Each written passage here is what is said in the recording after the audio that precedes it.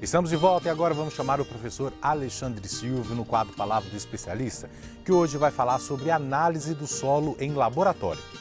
Olá, bom dia, espectadores do programa Alterosa Rural. É um prazer estar com vocês aqui novamente, nesse sábado pela manhã, falando um pouco mais sobre as questões do campo, da agricultura, da pecuária, da silvicultura.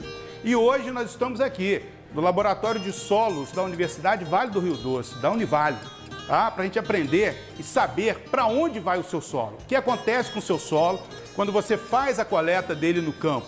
Quando você faz todo aquele ritual de coleta, preparação, você manda esse solo para o laboratório e o que acontece com esse solo quando ele chega aqui, chega nesse espaço, para ser analisado. Muito bem, então uma das primeiras coisas que acontece, o solo ele chega úmido, então ele precisa ser secado. Então, esse solo ele tem que ser secado à sombra, é um fator muito importante. Ele não pode ser colocado no sol, porque o sol aquece muito o solo e parte desses nutrientes, principalmente nitrogênio, matéria orgânica, pode ser eliminado, pode ser perdido e aí mascarar o resultado dessa análise de solo. Então o solo, ele chega no laboratório, ele é secado à sombra, em seguida ele passa por um pequeno destorroamento e peneiramento, para que os grânulos, para que as partículas fiquem todas uniformes quando eles entram aqui nesse espaço do laboratório para análise. Então, um exemplo prático para vocês é aqui, nós estamos observando como o solo ele entra no laboratório, ok? Então, diferente daquele solo que você enviou, úmido, cheio de torrão, quando ele chega ao laboratório, ele fica nessa situação, nessa granulometria, em torno de 2 milímetros de granulometria, é um padrão para a sua leitura, tá? Em seguida, esse solo ele é medido para ser colocado em béqueres, em Erlenmeyers para as análises. E aí, os laboratórios usam esse equipamento, é um cachimbo, tá? Ele não determina o peso, mas ele determina o volume do solo. Então, todo solo que entra no laboratório, ele é padronizado no seu volume. Então, nós temos cachimbo para leitura de cálcio, magnésio, potássio, para análise de fósforo remanescente, observe que a quantidade é diferente. E nós temos aqui o cachimbo para matéria orgânica.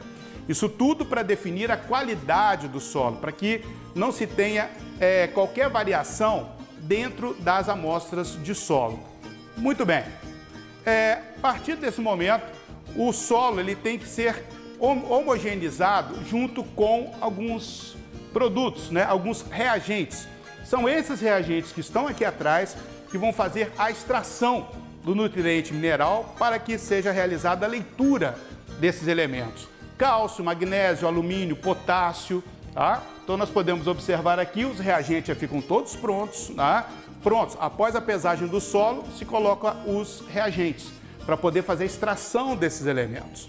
Em seguida, o solo vai para uma mesa agitadora e permanece ali durante 6 horas, 12 horas, dependendo do tipo de análise que vai ser realizada.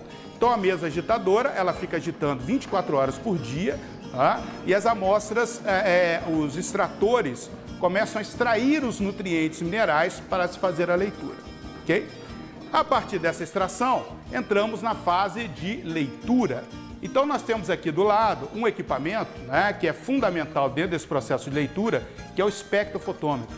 É um equipamento que lê diversos elementos, fósforo, matéria orgânica, cálcio e outros elementos que forem necessários para essa leitura. Outros elementos, eles são feitos através de titulação, tá? Com extratores e com reação, reação ácido-base, reação com diversos modelos de titulação. A partir daí, com esses dados brutos em mãos, os dados eles são inseridos no computador, onde já existe um programa próprio para análise, inclusive uma interpretação básica com relação aos níveis dos elementos, e aí sai o laudo que é assinado pelo responsável técnico, que emite a RT do laudo.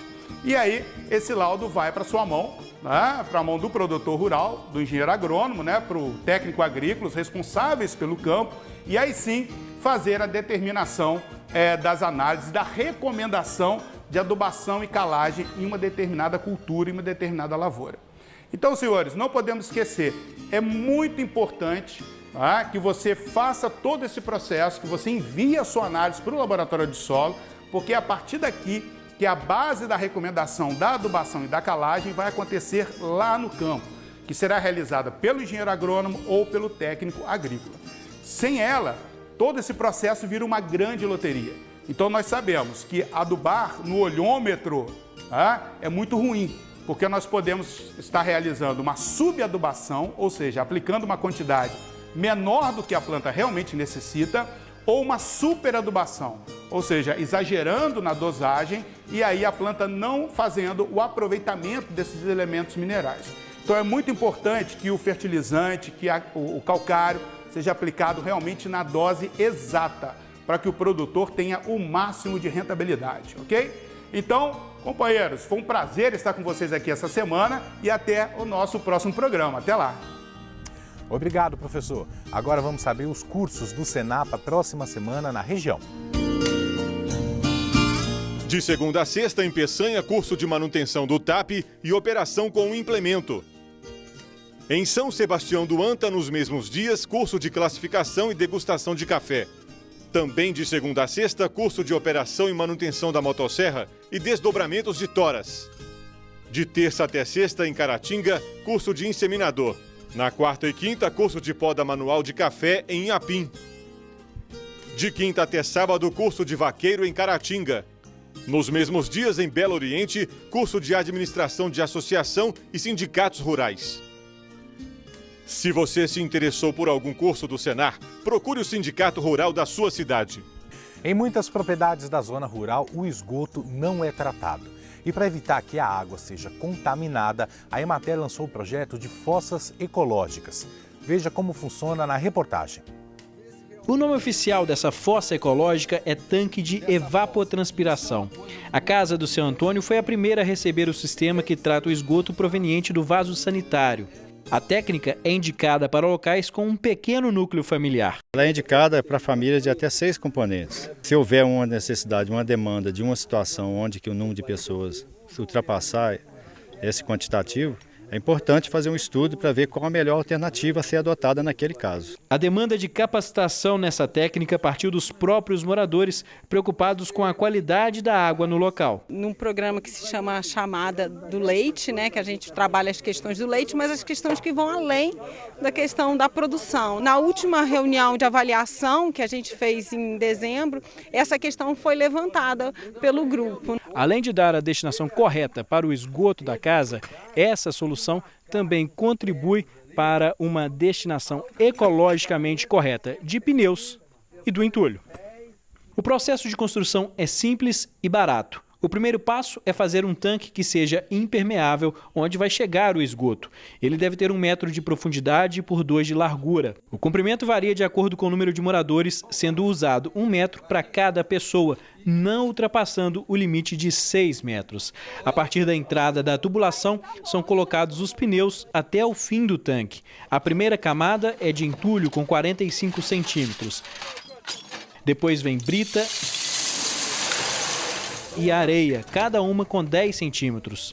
Em seguida, é só cobrir o restante com a terra e, por fim, vem a cobertura vegetal. Ela chama fossa de evapotranspiração porque o dejeto, o esgoto, ao chegar na câmara de fermentação, que é composta pelo túnel de pneus, ele sofre um primeiro tratamento que é um processo de fermentação por micro-organismos.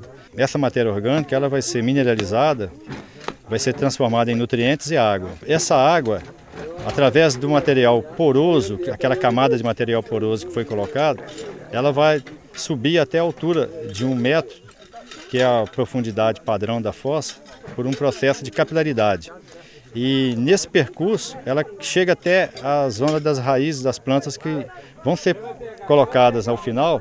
Parte dessa água vai ser evaporada diretamente pela ação do vento e do sol, e parte dessa água vai ser deslocada para a natureza em forma de vapor através da respiração e da transpiração das plantas. Por isso que ela é denominada de fossa ecológica, porque é um processo natural que ocorre de fermentação e de movimentação da água do fundo até a superfície e posteriormente até para a atmosfera através da transpiração pelas plantas, pelas folhas das plantas. O sistema funciona de forma integrada com o chamado círculo de bananeira.